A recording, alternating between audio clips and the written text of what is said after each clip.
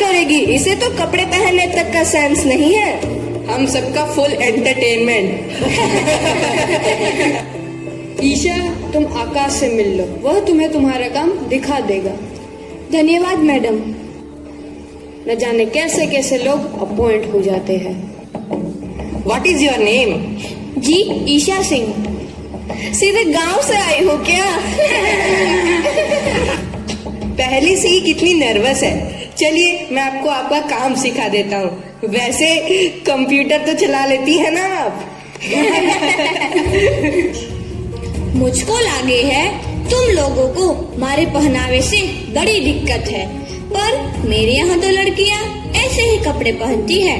इंसान के कपड़े नहीं, उसके कर्म देखते हैं। और तुम सबकी जानकारी के लिए बता दूं, मुझको इस कंपनी में सॉफ्टवेयर डेवलपर हेड की पोस्ट पर रखा गया है। तो तुम सब मारे को देखने की जगह अपना अपना काम देखो तो ज्यादा अच्छा हुए है। चलिए चलिए चलिए, मैं आपको आपका काम दिखा देता हूँ। कंपनी के लिए जो न्यू सॉफ्टवेयर डेवलप कर रही हो, उसका प्रेजेंटेशन एमडी सर के सामने करना है। Okay ma'am, I am ready. Any doubt? No ma'am. इस अचीवमेंट का हीरो आकाश ही है। इसका मतलब आकाश का प्रमोशन पक्का। पर ईशा मैडम को तुम लोग कम मत समझना। क्या मतलब? मतलब ये कि ईशा मैडम अपने प्रोजेक्ट पर जोरों शोरों से काम कर रही है। देखना, सबसे अच्छा प्रोजेक्ट उन्हीं का होगा और इस साल का एम्प्लॉय ऑफ द ईयर भी उन्हीं को मिलेगा। चल चल काम कर अपना। Hey guys, just chill. वो गवार क्या प्रेजेंटेशन देगी, तुम सब लोग देख लेना। वो हम सब की इंसल्ट करवाएंगी। और हाँ, वो जो तेरी मैडम है ना, वो प्रेजेंटेशन नहीं, गांव देहातों की लोकगीत सुनाएगी। या दादा दादी की कहानियाँ सुनाएगी।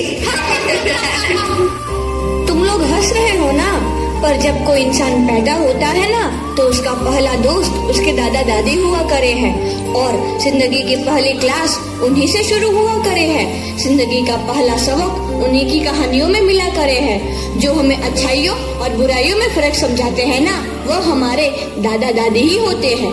पर तुम लोग ये फर्क नहीं समझ पाओगे, क्योंकि तुम लोगों ने दादा दादी की कहानियाँ सुनी ही कब है। ईशा, ईशा। जी मैम। ये सब क्या है? मैंने तुम्हें बोला था ना कि जो भी प्रेजेंटेशन तैयार करके रखो उसे पहले मुझे दिखाओ। Yes ma'am. पर इस फोल्डर में तो कुछ नहीं है। खाली फोल्डर का प्रेजेंटेशन कहाँ दोगी?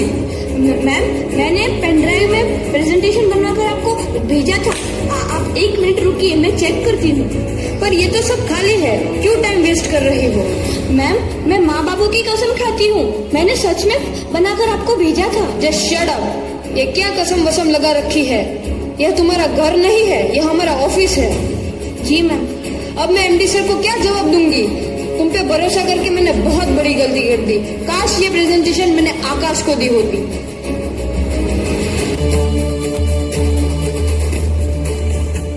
Good morning sir. Good morning everyone. Sir, यह हमारी कस्टमर की लिस्ट है। हमारे सभी कस्टमर हमारी कंपनी से बहुत सेटिस्फाइड हैं। Well done gentleman. अब आप सभी लोग अपना अपना प्रेजेंटेशन दिखाइए। जी सर, ये मेरा प्रेजेंटेशन है। काफी मेहनत की है मैंने इसे बनाने में। बहुत बढ़िया, बहुत बढ़िया, वेरी गुड। अब जीवन, तुम अपना प्रेजेंटेशन दिखाओ। यस सर, ये रहा मेरा प्रेजेंटेशन। मैंने इस प्रेजेंटेशन के लिए बहुत मेहनत की है और मुझे यकीन है आपको मेरा प्रेजेंटेशन बहुत अच्छा लगेगा। गुड, वेरी गुड जीवन। इसमें मुझे तुम्हारी मेहनत और लगन दिखाई दे रही है। अब ईशा। जी सर। तुम अपना प्रेजेंटेशन अभी मुझे दिखाओ। मुझे तुम्हारे प्रेजेंटेशन का बेसब्री से इंतजार है। सर, मैं आपको बताने ही वाली थी कि my presentation is ready sir. Isha, Isha. हाँ ईशा, अपना प्रेजेंटेशन प्रस्तुत करो।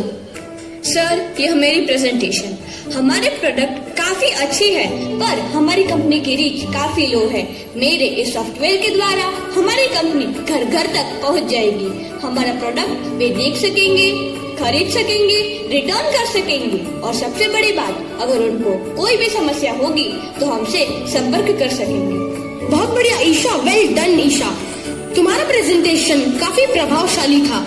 तुम्हारे इस शानदार प्रेजेंटेशन के लिए मैं तुम्हें एम्प्लॉय ऑफ द ईयर घोषित करता हूँ।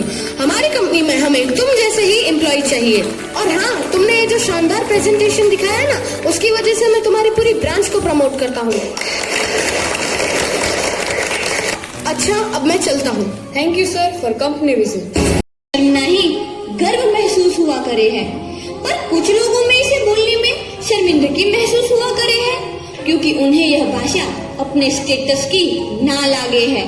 पर वे क्यों भूल जाया करे है कि जिस स्टेटस की वह बात करे है, उस स्टेटस की नींव में यही भाषा है। यह भाषा एक गरीब की, मजदूर की, व्यापारी की, हमारे पूर्वजों की बोली है। इसमें कीर्तन खलिहानों की खुशबू आया करे है। संत कबीर, तुलसी, पंत निराला, प्रेमचंद जैसे कवियों लेखकों ने हिंदी भाषा और उनकी बोलियों में पिछले 500 सालों में साहित्य रचा है। आज के लोगों को इसे बोलने में उनका स्टेटस गिर जाया करे है, इसे सुनने में अपमान महसूस हुआ करे है। मैडम, हम घर के बाहर कितनी गैर भाषा का प्रयोग कर ले, पर हम घर आते ही अपनी मातृभाषा में बोलने लग जाते हैं। काहे कि अपनी बोली में हमें सुकून मिले है। यह बोली हमें अपने परिवार से जोड़कर रखे है, हमारी संस्कृति और सभ्यता को बांधे रखे है।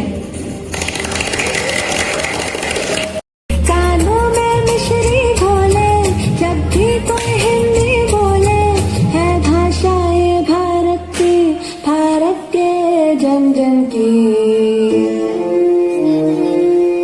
हिंदी है हम वतन है हिंदुस्तान, हिंदी है हम वतन है हिंदुस्तान।